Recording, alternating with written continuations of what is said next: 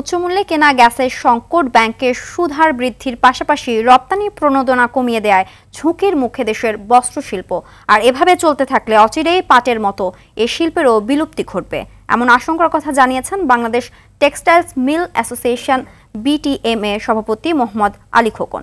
সকালে রাজধানীর পান্থপথে সংগঠনটির কার্যালয়ে আয়োজিত সংবাদ সম্মেলনে তিনি বলেন, বস্ত্র খাতের জন্য যুগোপযোগী পলিসি প্রণয়ন জরুরি। সেলিম মালিকের রিপোর্ট। গেল 4 দশকে একটু একটু করে $47 বিলিয়ন রপ্তানি খাতে পরিণত হয়েছে দেশের বস্ত্র ও পোশাক শিল্প। সার্বিক রপ্তানিতে যাদের অবদান 80% বেশি। এ খাতে আধিপত্য বিস্তারে এক প্রকার উঠে পড়ে লেগেছে প্রতিবেশী দেশ ভারত। জমি, জ্বালানি ও পলিসিতে উদ্যোক্তাদের দেওয়া হচ্ছে নানা সুবিধা। সেখানে বাংলাদেশের উদ্যোক্তারা দিন দিন পিছিয়ে পড়ছেন। সংবাদ সম্মেলনে বিটিএর সভাপতি জানান, কেবল গ্যাস সংকটে গেল কয়েক মাসে বস্ত্র মিলগুলো সক্ষমতার অর্ধেকের ব্যবহার করা যাচ্ছে না। এই মাত্র একজন আমাকে একটা ছবি পাঠিয়েছে, তার জিরো এনআর স্পিনিং মিল আমাকে পাঠিয়েছে। পাশাপাশি আমার ভাইস প্রেসিডেন্ট সকালে এসে তার ফ্যাক্টরিতে গ্যাস নাই, রাত্রে থেকে 2-3 আসছিল, সকাল থেকে বন্ধ। গাজীপুরের পুরো অংশ মাওনা হতে শুরু করে নারায়ণগঞ্জ, ফতুল্লা, 2500, রূপগঞ্জ সকল জায়গায় কিন্তু গ্যাসের অবস্থা খুবই করুণ।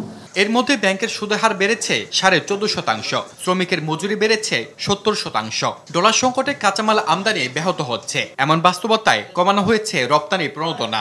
মোহাম্মদ আলী খোকন বলেন, এভাবে চললে শিল্পের বিলুপ্তি ঘটার আশঙ্কা রয়েছে। রপ্তানি বিপরীতে প্রণোদনা এবং নগদ সহায়তা উল্লেখযোগ্য পরিমাণ কমানো হয়েছে, ফলে এই শিল্প মারাত্মক ঝুঁকিতে পড়বে।